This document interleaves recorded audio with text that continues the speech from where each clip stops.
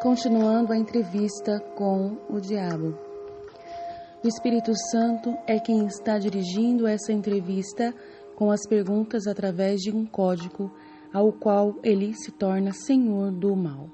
E ele é obrigado a responder as perguntas que nós estamos fazendo. Que lei misteriosa é essa pela qual você toma controle permanente dos corpos das pessoas mesmo antes de possuir suas almas? O mundo inteiro vai querer saber mais sobre essa lei, como ela funciona, mesmo eu já sabendo que você não possui alma de ninguém, depois que elas partirem desse corpo humano. Pois quem utiliza desse corpo humano é o Deus que vai ressuscitar as pessoas para, no fim, dar a elas o final estabelecido conforme o seu desígnio. E cada ser humano vai escolher o seu próprio caminho, mesmo após a morte. Não será fácil descrever para você, então, essa forma que eu penso. Porém, vou continuar a falar conforme eu entendo. Você pode chamar esse método que eu utilizo como um ritmo hipnótico. É a mesma lei pela qual as pessoas podem ser hipnotizadas. E vocês chamam essa lei de inércia total. Então você acha que possui o poder de usar as leis da natureza como uma teia na qual você mantém as suas vítimas no eterno controle? É isso que você afirma?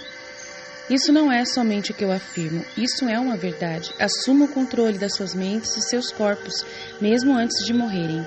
Sempre que consigo atraí-los ou assustá-los por meio desse ritmo hipnótico ou inércia total.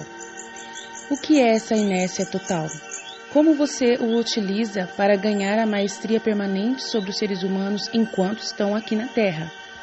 Terei que voltar no tempo e no espaço e dar a você uma breve descrição elementar de como a natureza usa esse ritmo. De outra forma, você não será capaz de entender a minha descrição de como eu uso essa lei universal para controlar os seres humanos. Vá em frente, mas mantenha a sua história focada em conceitos simples, os quais eu consigo, através da minha experiência e conhecimento, aplicar as leis naturais conhecidas. Muito bem, farei o meu melhor. Você, é claro, sabe que a natureza mantém um balanço perfeito entre todos os elementos e toda a energia do universo, pois foi Deus quem a fez e a mantém. Você pode ver que as estrelas e os planetas se movem com uma precisão perfeita, para a qual respeitando o seu próprio lugar no tempo e no espaço. Você pode ver que as estações do ano vêm e vão com uma certa regularidade, sempre perfeita. Tire suas próprias conclusões considerando que o carvalho deriva da noz e o pinheiro cresce baseado na semente do seu ancestral. Uma noz nunca produzirá um pinheiro e um pinhão nunca produzirá um carvalho. Essas são coisas simples que qualquer pessoa consegue entender. O que é difícil realmente é se ver a lei universal através da qual a natureza mantém um balanço perfeito por toda a miríade dos universos. Os seres humanos tiveram consciência de uma fração dessa grande e imutável lei universal quando Newton descobriu que ela mantém a Terra na sua posição exata e faz com que todos os objetos materiais sejam atraídos para o centro da mesma. É isso que ele chamou de lei da gravidade. Mas ele não foi longe o suficiente com o estudo dessa lei. Se ele tivesse ido mais longe, teria descoberto que a mesma lei que mantém a Terra na posição e ajuda a natureza a manter o balanço perfeito nas 4 dimensões, na qual toda a matéria e energia estão contidas, é a rede pela qual eu amarro e controlo as mentes dos seres humanos. Ah, então me conte mais sobre essa surpreendente lei de sua inércia total. Conforme já afirmei, há uma forma universal de energia com a qual a natureza mantém um equilíbrio perfeito entre toda a energia e a matéria contida neste universo. Na verdade, a natureza faz uso de maneira muito especializada dessa forma de energia, quebrando-a em diferentes comprimentos de onda. O processo de quebrar os comprimentos de onda é através do hábito. Você entenderá melhor o que eu estou tentando dizer se eu fizer uma comparação direta com o método pelo qual alguém aprende a tocar algum tipo de instrumento musical. Primeiro, as notas musicais devem ser memorizadas na mente. Feito isso, elas relacionam-se umas com as outras em melodia e ritmo. Pelo efeito da repetição, a melodia e o ritmo fixam-se em nossas mentes. Observe atentamente como o músico deve repetir incessantemente uma música antes de ter domínio sobre ela. Através da repetição, as notas musicais misturam-se e você tem a música. Qualquer impulso de pensamento que a mente repita mais de uma vez, através do hábito, acaba formando um ritmo organizado. Hábitos indesejáveis podem ser quebrados. Eles devem ser quebrados antes de assumir as proporções de tal forma que possam ser considerados um vício. Você está conseguindo me acompanhar? Sim. Bem, para continuar, o ritmo ou vício é o último estágio do hábito. Qualquer pensamento ou movimento físico que seja repetido uma, duas ou mais vezes através do princípio do hábito, finalmente alcança a proporção de vício. Então, o vício, a partir desse momento, não pode ser quebrado porque a natureza o assume e o transforma em algo permanente. É algo do tipo de um redemoinho na água. Um objeto pode manter-se flutuando indefinidamente até que ele seja pego por um redemoinho. Nesse caso, ele não tem como escapar, pois a força da água o fará submergir. Dessa forma, pode-se comparar a energia do pensamento das pessoas com a energia da correnteza do redemoinho na água. Então, você acha que um vício não pode nunca ser quebrado? Sendo que há uma fórmula tão fácil e, porém, exige sacrifício, mas que é eficaz, que se chama jejum e abstinência. Pode fazer sofrer um ser humano, porém, ele consegue se livrar e quebrar esse vício. E essa é uma forma que você acha que controla as mentes das pessoas. Como você é bobo, mas, porém, realmente algumas pessoas se mantêm presas a você. Sim, como eu já disse algumas vezes, tudo o que tenho que fazer para ganhar o controle de qualquer mente humana é induzir a alienação. Pelo que estou entendendo, então, o hábito de alienar é o maior risco que as pessoas correm de perder as suas prerrogativas ou seus privilégios de pensarem com seus próprios pensamentos e moldarem os seus próprios destinos. Isso e muito mais. Alienar-se é também um hábito pelo qual possuem as suas almas após eles desistirem dos seus corpos físicos. Então, o único meio de um ser humano ser salvo da aniquilação eterna é mantendo o controle sobre a sua mente enquanto ele está no planeta Terra. Isso é verdadeiro? O que você afirmou está perfeitamente correto e é a mais absoluta verdade. Aqueles que controlam e usam as suas mentes escapam da minha rede. Todos os outros acabam em minhas mãos e isso tão naturalmente acontece quanto o sol que se põe no ocidente. Isso é tudo o que há para saber sobre ser salvo da aniquilação eterna? Por acaso, aquilo que você chama de oposição, Deus, não tem nada a ver com a salvação das pessoas? Eu posso ver que você realmente pensa de forma profunda. A minha oposição, essa força que vocês chamam de Deus, tem tudo a ver com a salvação das pessoas da aniquilação eterna. E é justamente por essa razão que é a minha oposição que fornece a cada ser humano o privilégio divino do poder de usar a sua própria mente e técnicas para sair das minhas mãos. E você pode usar essa força para manter o controle sobre sua própria mente, pois Deus te dá liberdade e te ajuda a controlar-se em todos os aspectos. Você acaba se tornando uma parte dele no momento em que você deixar o corpo físico. Se você, por acaso, negligenciar o uso da sua mente, aí eu mesmo entro e assumo o privilégio de tomar essa negligência sua através dos vícios. O quanto de uma pessoa você toma conta quando você a possui? Tudo o que sobra depois que ela deixa de controlar e usar a sua própria mente, enquanto está na Terra. Em outras palavras, você ganha o controle de uma pessoa, você toma conta de toda a sua individualidade até o momento em que ela deixa de usar a própria mente? Isso está correto? Essa é a forma com que eu trabalho. O que você faz com as pessoas que você controla antes da morte? O que de útil essas pessoas fazem para você enquanto elas vivem? Eu as uso ou uso o que sobrou delas e depois que tomo conta de sua mente, essas pessoas tornam-se propagandistas e me ajudam a preparar as mentes de outras pessoas para entrarem também no hábito da alienação. Você não apenas engana as pessoas destruindo seus poderes de controlar as suas mentes, mas as usa também para ajudar no seu trabalho de buscar outras pessoas? Sim, não deixe passar nenhuma oportunidade. Vamos voltar para o assunto do vício. Conte-me mais como essa lei funciona. Mostre-me como você usa indivíduos para ajudar a ganhar o controle de outros. Quero saber algo de tal forma que você me mostre a maneira mais efetiva com que você usa esse ritmo hipnótico do vício. Ah, isso é fácil. A coisa que eu mais gosto, na verdade, é preencher as mentes das pessoas com o medo. Uma vez feito isso, não encontro nenhuma dificuldade em fazê-la alienar-se. Após, ela fica presa na minha rede através dos vícios. Que tipo de medo humano melhor serve para seu objetivo? O medo da morte. Por que o medo da morte é sua arma favorita? Porque, na verdade, ninguém sabe e, de acordo com as leis naturais do universo, ninguém consegue provar definitivamente o que acontece após a morte. Essa incerteza causa arrepios em todas as pessoas. As pessoas que se deixam tomar conta pelo medo, qualquer tipo de medo, recusam-se a usar as suas mentes e começam, nesse momento, a alienar-se. Eventualmente, elas alienam-se no redemoinho do ritmo hipnótico, do qual poderão nunca escapar. No caso, você pensa que as pessoas não conhecem a Deus e sabem que depois tem o céu, Ele já revelou isso a tantas e tantas pessoas. Você acha que essas pessoas que já conhecem o céu, que já ouviram falar ou que já experimentaram essa vida após a morte e voltaram, elas não podem ajudar as outras pessoas? Sim, elas podem muito ajudar e são muitos meus inimigos. São inimigos totais meus, pois elas respondem perguntas que todos gostariam de saber. Pena que elas não têm a atenção de todos, pois eu mantenho várias pessoas sob o meu comando e sob o meu cuidado. Então você não se preocupa com o que os líderes religiosos pensam ou falam de você quando eles falam da morte? Não, contanto que eles digam alguma coisa que seja por eles mesmos.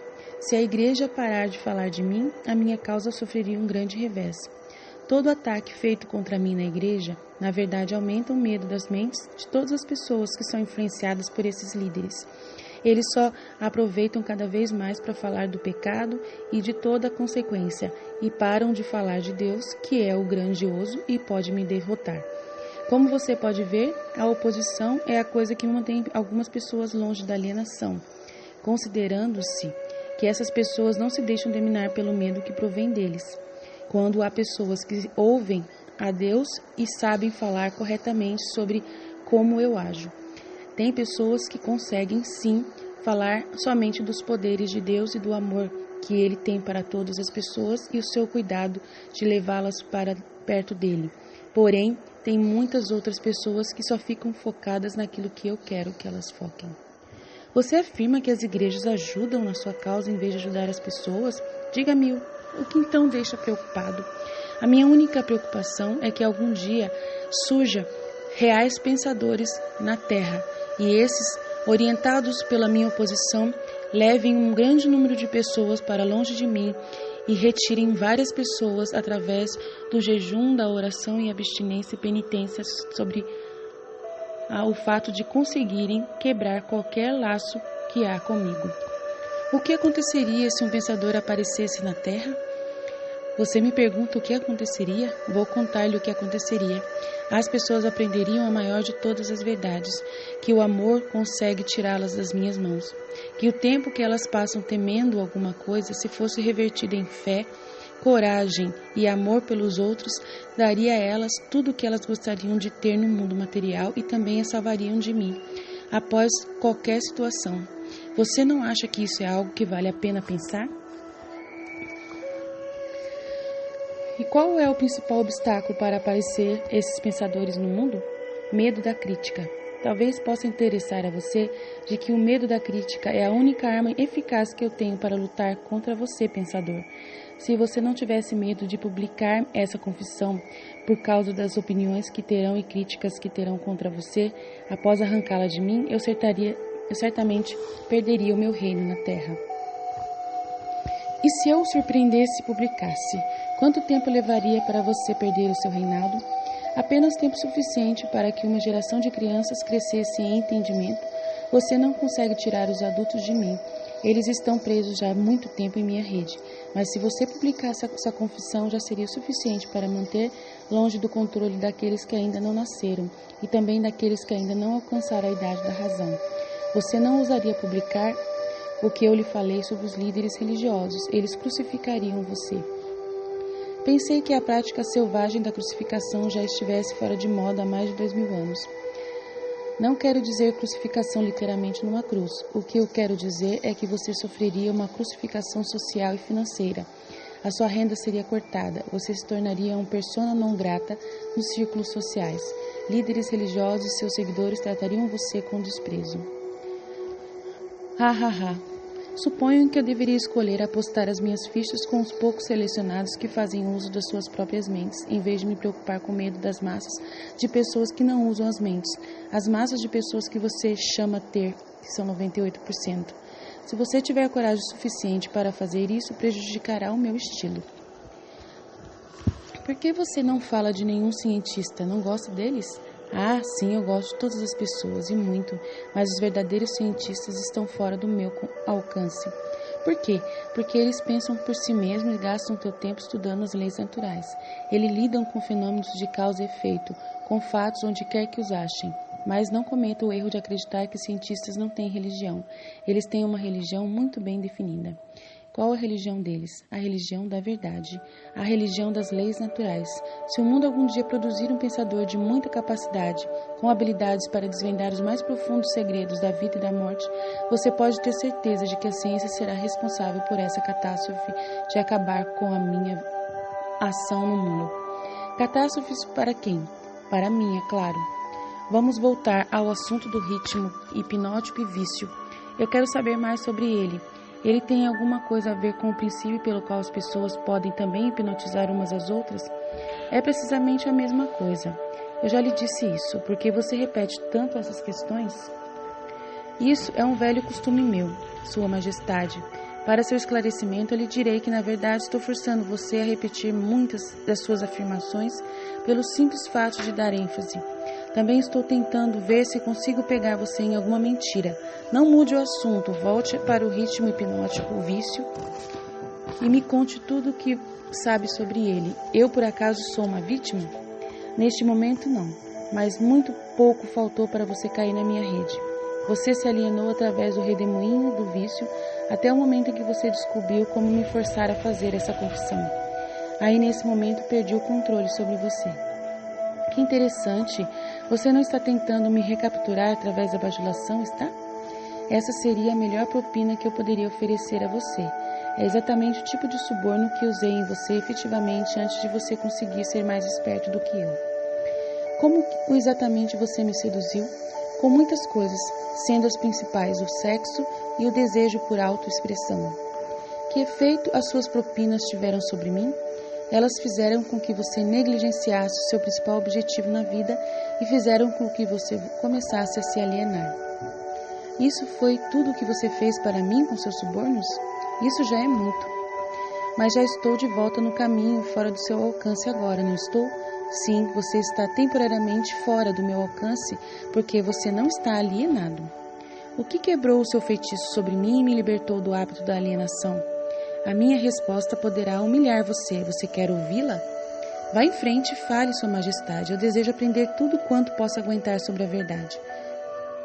Quando você encontrou um grande amor na mulher da sua escolha, eu perdi o meu controle sobre você. Então você vai me acusar de estar me escondendo atrás das saias de uma mulher, é isso? Não, na verdade não está se escondendo. Eu não colocaria dessa forma. Diria que você aprendeu como aproveitar-se positivamente da mente de uma mulher de alto nível. A saia da mulher então não tem nada a ver com isso, não. Mas o cérebro dela sim. Quando você e sua esposa começaram a combinar os seus dois cérebros através do Mastermind de todos os dias, você se deparou com o poder secreto do qual me forçou a realizar essa confissão. Isso é verdade, ou você está tentando me bajular de novo? Eu poderia bajulá-lo e seduzi-lo se eu estivesse sozinho com você, mas não consigo enquanto você estiver fazendo uso da sua mente e da sua mulher de forma combinada. E da mente da sua mulher de forma combinada, onde ambos estão buscando a verdade no Deus superior, que é a minha oposição. Isso é verdade. Estou começando a entender algo importante.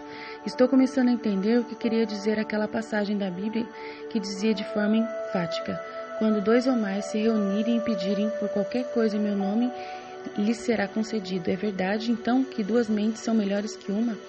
Não somente é verdade, mas é necessário antes que alguém consiga continuamente contatar a grande central da inteligência infinita que conhece tudo o que é, que foi e que será, que é Deus. Existe essa central de inteligência infinita? Se não existisse, você não estaria nesse momento me humilhando, obrigando-me a confessar meus principais segredos. Não é perigoso dar esse tipo de informação para o mundo? Claro, é muito perigoso para mim. Se eu fosse você, não entregaria esse tipo de informação. Vamos voltar agora para a técnica através da qual você faz com que suas vítimas caiam no hábito do vício.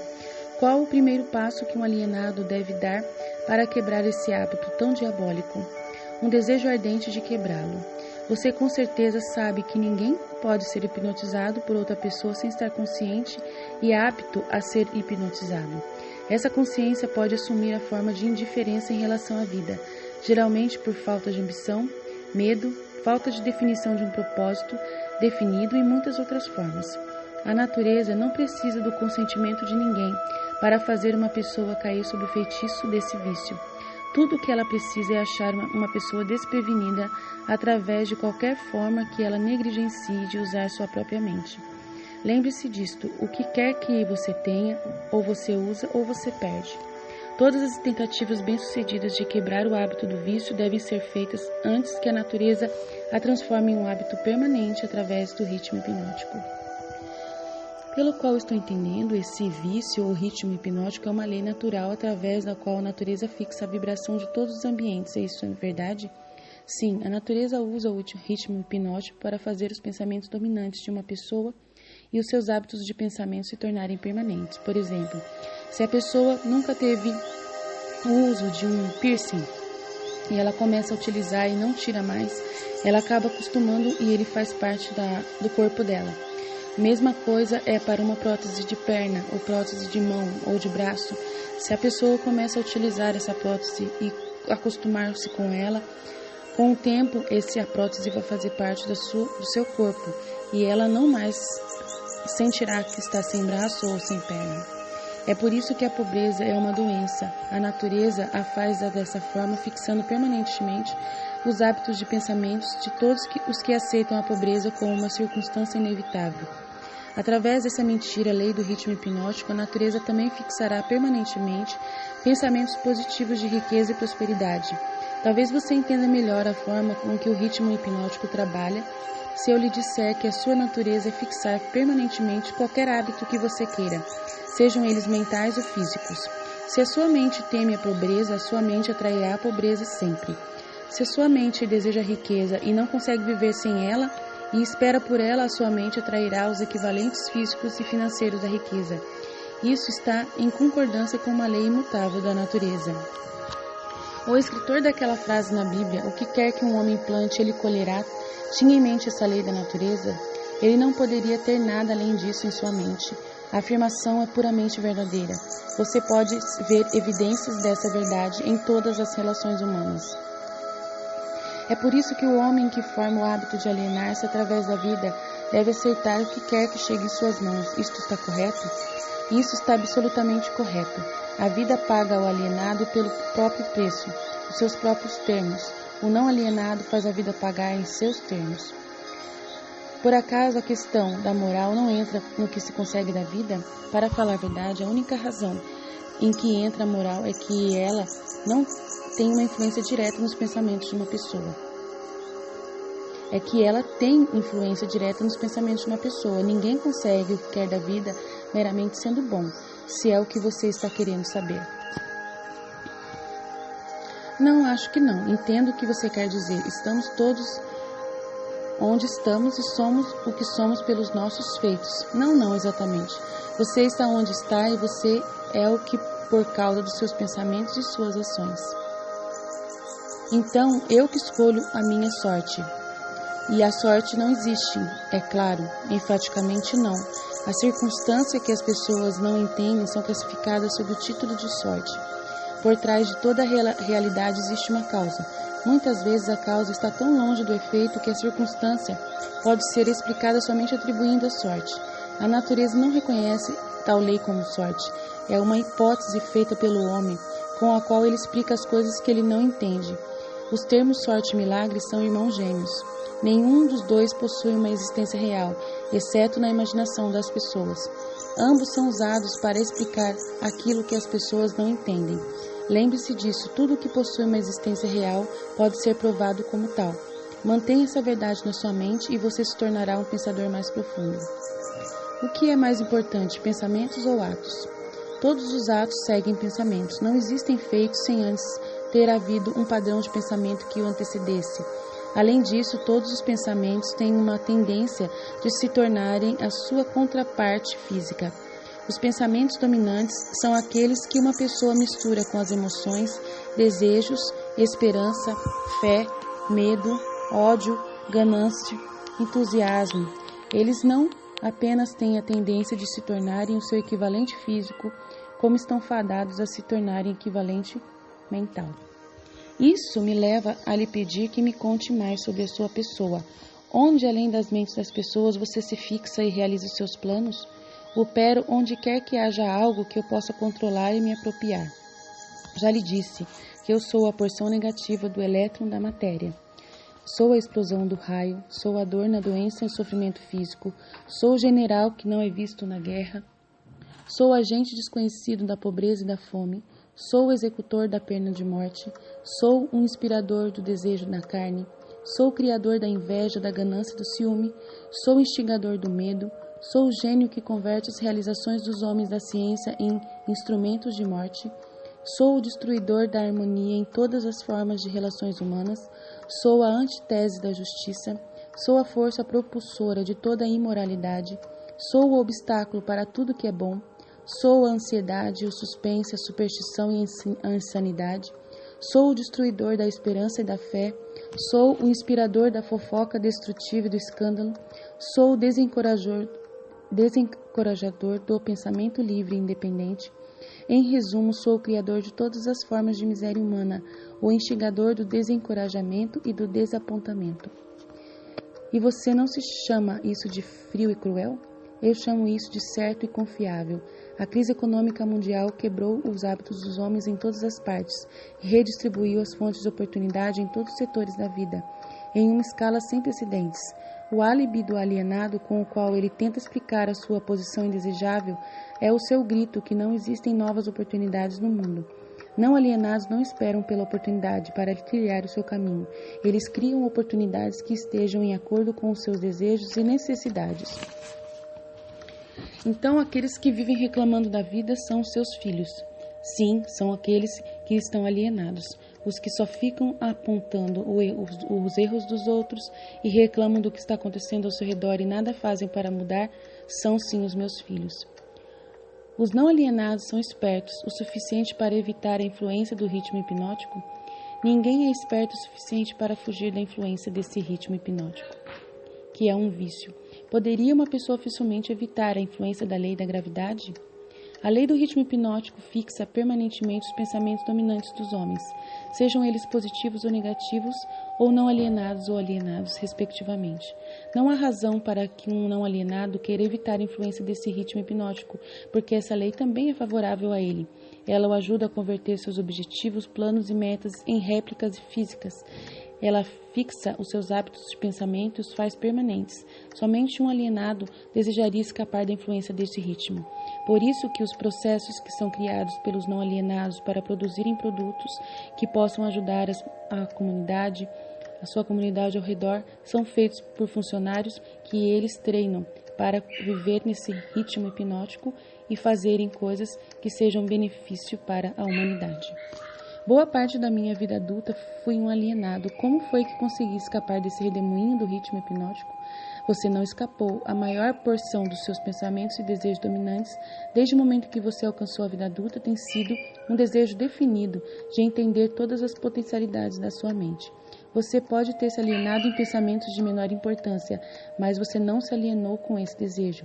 Devido ao fato de não ter se alienado, você agora está gravando um documento que lhe dará exatamente o que seus pensamentos dominantes desejarem da vida. Por que a sua oposição, Deus, não usa esse ritmo hipnótico para fazer com que os pensamentos positivos e causas nobres tornem-se permanentes? Por que a sua oposição permite que você use essa força estupenda como meio de enredar as pessoas em uma rede diabólica gerada pelos seus próprios pensamentos e ações? Por que a sua oposição não vence você blindando as pessoas com pensamentos que construem e as eleve acima da sua influência? A lei do ritmo hipnótico está disponível para todos que queiram usar dela. Com certeza, ele usa esse ritmo através de trabalhar a oração no coração das pessoas e a forma delas trabalharem a penitência e o jejum para viverem a abstinência dos vícios que eu as coloco. Ele utiliza também várias formas de caridade e voluntariado nas pessoas que se acostumam a fazer o bem aonde vão. Por isso, ele utiliza mais do que eu, se deixar. Faço uso dela de forma mais efetiva do que a minha oposição, porque eu trabalho somente nesse ponto, porque ofereço às pessoas suborno mais atrativos, porque elas querem tudo o que eu quero dar a elas, a fim de que elas pensem que os meus tipos de pensamentos a realizem e os meus tipos de ações as fazem mais completas. Em outras palavras, você controla as pessoas fazendo com que os pensamentos negativos e ações destrutivas sejam prazerosos para ela. Isso está correto? Essa é a ideia, exatamente. Sementes do medo. Seguidamente, fique imaginando por que Deus, que nós humanos chamamos nosso Senhor e Pai, simplesmente não aniquila você. Você sabe dizer por quê? Porque a força é tanto dele quanto minha. Essa força está tão disponível para ele quanto para mim. E é exatamente isso que venho tentando fazer você entender. A força mais poderosa do universo pode tanto ser usada com objetivos construtivos quanto negativos, através do que os humanos chamam de Deus. Quanto os objetivos estritamente negativos, através do que vocês chamam de diabo. E ainda tem algo mais importante que você deseja saber. Essa força pode ser usada por qualquer ser humano, de forma tão efetiva quanto eu, ou Deus, podemos usar. Deus não me destrói, pois Ele é pura bondade e amor. Ele não destrói nenhuma criatura que Ele criou. Eu aproveito dessa liberdade que eu tenho nessa terra para fazer o que eu quiser. Você faz essa afirmação e não me parece muito palpável. Você tem como provar o que está afirmando? Sim, mas seria muito melhor se você provasse por si mesmo. A palavra do diabo não me parece que tenha muita validade contra vocês humanos pecadores. Nem a palavra de Deus, na verdade, vocês temem o diabo e não confiam em Deus. Por isso, vocês têm apenas uma fonte disponível através da qual vocês podem se apropriar do benefício da força universal, que é justamente confiando e usando a sua própria força de pensamento. Esse é o caminho direto para a central universal da inteligência infinita. Não há outro caminho disponível a ser trilhado para qualquer ser humano, somente se ele se abrir realmente para Deus, e Deus o puder guiar, e ele ser realmente voltado em seus pensamentos para poder crescer e se ampliar em sua liberdade e fazer o bem a todos que estiverem ao seu alcance. Por que nós, seres humanos, não achamos o caminho para a inteligência infinita antes? Porque eu os intercepto primeiro e os tiro do caminho constantemente, plantando em suas mentes pensamentos que destroem sua força de tal forma que vocês não conseguem usar a sua mente de forma adequada. Fiz com que você fosse atrativo para vocês usar o poder da inteligência infinita a fim de obter fins negativos, através da ganância, da avareza, da luxúria, da inveja e do ódio. Lembre-se, a sua mente atrai aquilo que ela mais enfatiza. Para mantê-los longe da minha oposição, tudo o que eu tinha para fazer era alimentá-los com pensamentos que fossem úteis à minha causa. Se estou entendendo o que você quer dizer, é que nenhum ser humano precisa temer o diabo ou se preocupar em bajular a Deus. É precisamente isso. Essa admissão pode afetar minha reputação, mas também, ao mesmo tempo, pode atrapalhar a minha oposição, já que ela abre espaço para enviar mais humanos diretamente para a fonte de toda a força. Em outras palavras, se você não pode controlar as pessoas através de subornos negativos ou pelo medo, então você quer realmente chutar o balde e mostrar às pessoas como ir diretamente a Deus? Por algum acaso você também é político? A sua técnica me parece estranhamente familiar.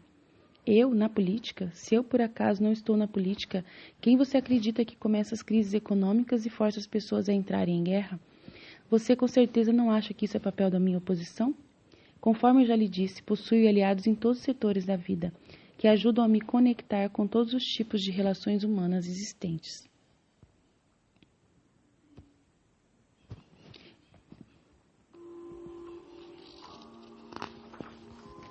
Por que você não toma conta de todas as igrejas e as usa diretamente para a sua causa? Você acha que eu sou um idiota? Quem manteria vivo o medo do diabo se eu subjugasse as igrejas? Quem serviria de isca para atrair a atenção das pessoas enquanto eu manipulo suas mentes? Se eu não tivesse algum tipo de agente através do qual eu pudesse semear as sementes do medo e da dúvida? A coisa mais inteligente que eu faço é justamente usar os aliados da minha oposição para manter sempre vivo o medo do inferno nas mentes das pessoas. Enquanto as pessoas temerem algo, não importa como eu faço, eu manterei meu controle sobre elas. Estou começando a entender o seu esquema. Você acredita que as pessoas da igreja não conseguem fazer nada além de ajudarem a sua causa. E você acha que as pessoas não podem aprender com as pessoas da igreja a lutarem contra você de um jeito eficaz, pensando por suas próprias mentes? Com certeza, as pessoas que estão na igreja também são vaidosas e querem também o poder. Por isso, elas querem saber mais que as outras e ensiná-las a fazer conforme suas ideias. Querem que as pessoas repitam suas atitudes. Então, isso faz com que as outras pessoas não pensem e faz com que elas também se tornem mais abertas à minha causa. Eu estou começando a entender o seu esquema. Você usa as igrejas para plantar a semente do medo, da incerteza e da indefinição na mente das pessoas. Esses estados negativos da mente fazem com que as pessoas formem o hábito da alienação. Esse hábito acaba cristalizando-se permanentemente através do ritmo hipnótico. Então a vítima torna-se indefesa para se ajudar. Isto é correto? Esse ritmo hipnótico ou vício, então, é algo para ser observado e respeitado? O melhor modo de dizer a verdade é que esse ritmo é o que mantém todas as pessoas fazendo algo em suas vidas. E é algo sim a ser estudado, entendido e voluntariamente aplicado para que se possa alcançar metas e desejos determinados. Se a força do ritmo hipnótico não é voluntariamente aplicado para se conseguir fins determinados, ela pode ser um grande perigo. Sim, e também porque ela funciona automaticamente. Se ela não for consciente e aplicada para obter um determinado resultado, poderá certamente fará com que se obtenham resultados indesejados. Pegue a simples ilustração do clima.